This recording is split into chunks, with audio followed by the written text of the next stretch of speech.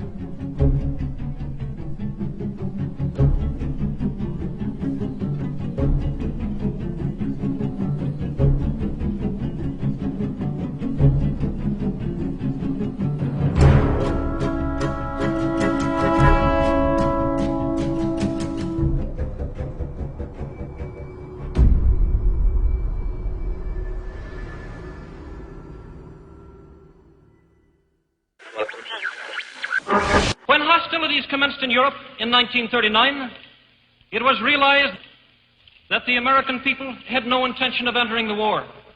But they believed that this country could be enticed into the war in very much the same way that it was enticed into the last one.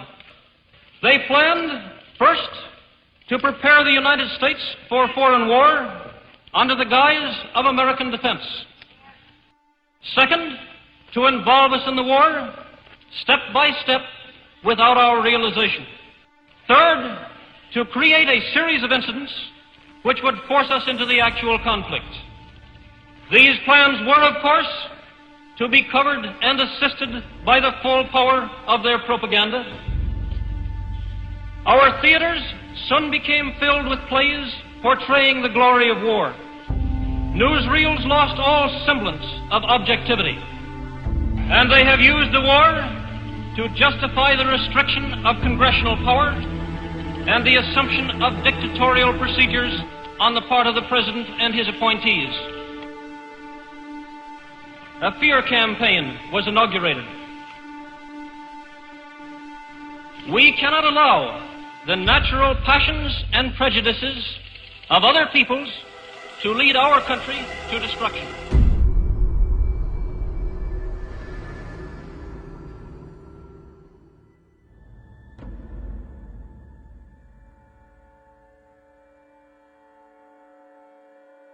This is Aaron Russo, a filmmaker and former politician. To his left is Nicholas Rockefeller of the infamous Rockefeller banking and business dynasty. After maintaining a close friendship with Nicholas Rockefeller, Aaron eventually ended the relationship, appalled by what he had learned about the Rockefellers and their ambitions. I got a call one day from an attorney woman I knew, and she said, "Would you like to meet one of the Rockefellers?" I said, "Sure, I'd love to." And we became friends, and he began to divulge a lot of things to me.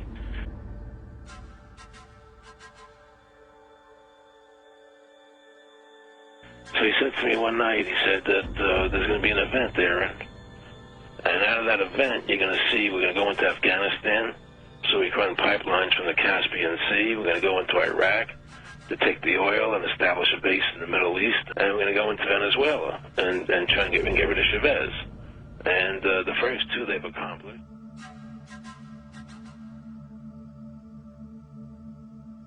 In 13 through lies, you create 9/11, which is another lie. Through 9/11, then you're fighting a war on terror, and now all of a sudden you go into Iraq, which was another lie, and now they're going to do Iran. You know, and it's all one thing leading to another, leading to another, leading to another. Now, I would say, what are you doing this for? What's the point of this thing? You have all the money in the world you ever want. You have all the power. I said, you know, you're hurting people. It's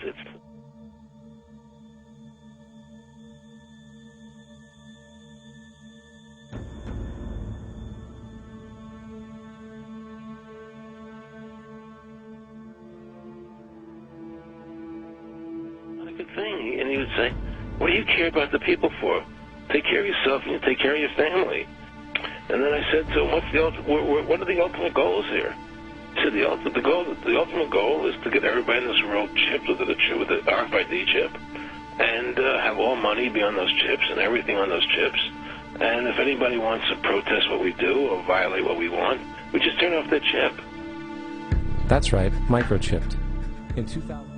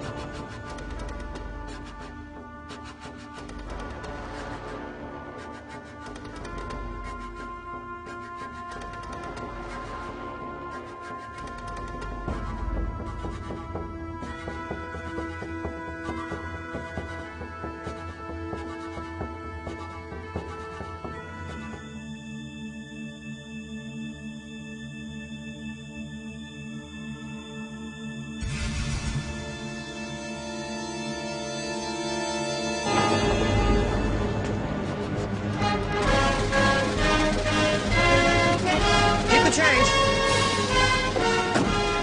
Think big. Think positive. Never show any sign of weakness. Always go for the throat. Buy low, sell high. Fear, that's the other guy's problem.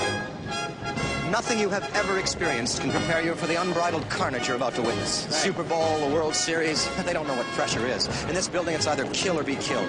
You make no friends in the pits and you take no prisoners. 1 minute, you're up $500,000 in soybeans, and the next, boom, your kids don't go to college and they've repossessed your Bentley. Are you with me? Yeah, but we gotta kill him, motherfucker! We gotta kill him!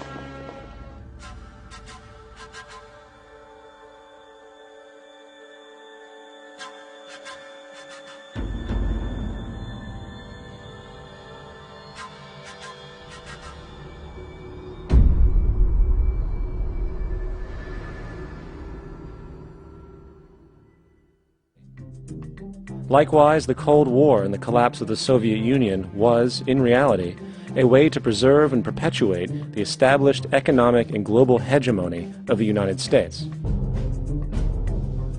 Similarly, religions conditioned people to feel guilty for natural inclinations, each claiming to offer the only path to forgiveness and salvation.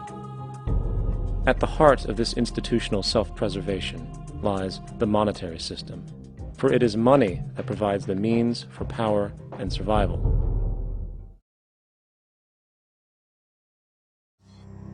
The society that we're about to talk about is a society that is free of all the old superstitions, incarceration, prisons, police, cruelty, and law. All laws will disappear, and the professions will disappear that are no longer valid, such as stockbrokers, bankers, advertising, gone forever, because it's no longer relevant.